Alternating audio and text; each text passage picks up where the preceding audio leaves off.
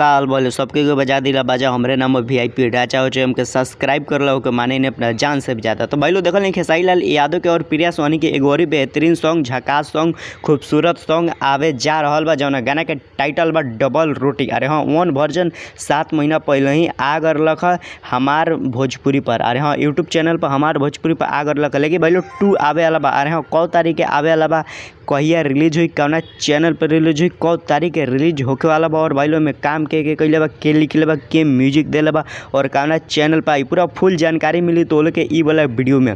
तो लोग ई वाला वीडियो को शुरू से लेके एंड तक देखल लेंगे। बाकी चैनल के अभी तक सब्सक्राइब नहीं कैले तो मान तो करता लेंगे अभी ना हमारा चैनल के सब्सक्राइब कर लेंगे और हमसे जुड़ जाएंगे, क्या कि भोजपुरी के हर खबर सबसे पहले देखे के और सुने के मिलेला। तो जल्दी सब्सक्राइब कर लेंगे। अरे हाँ वीडियो को शेयर नहीं करने के लिए तो हमारे तो शेयर कर देंगे थोड़ा कि हाँ गाना पर व्यूज मतलब ये वाला वीडियो पर व्यूज आ जाओगे कि हाँ थोड़ा 4-5 लाख व्यूज आ जाता है। लेकिन तो लोग हम बताई कि हाँ ये वाला गाना कब तक ले आई और भाई लोग कैसन बा।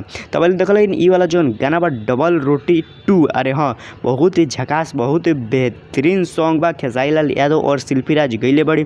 तो भाई लोग तो लोग जनवही कर लें कि हाँ भोजपुरी के सबसे मतलब नंबर 1 गायिका शिल्पी राज है और भाई लोग शिल्पी राज के साथ अभी आवे वाला बा खेसारी लाल यादव के सॉन्ग डबल रोटी 2। अरे हाँ तो भाई लोग देखल ई वाला सॉन्ग जो बहुत बेहतरीन बहुत ही झकास बा। बाकी इमें म्यूजिक दिल बना आर्या शर्मा। अरे हाँ बहुत ही झकास बहुत ही बेटर म्यूजिक बनावे वाला आर्या शर्मा दिल बना और हाँ ये गाना लिखले बाड़न अखिलेश काश्यप। अरे हाँ भाई लोग अखिलेश काश्यप बाबा लिखले बाड़न गाना और भाई लोग हाँ ये वाला गाना आई बेस्ट भोजपुरी के यूट्यूब चैनल पे। अरे हम वहीं पर जितना भी इनकर गाना मतलब 2 रहता है रिमेक जितना भी गाना होता सब वही पर होता है। तो भाई लोग ई वाला भी गाना वही पर आई।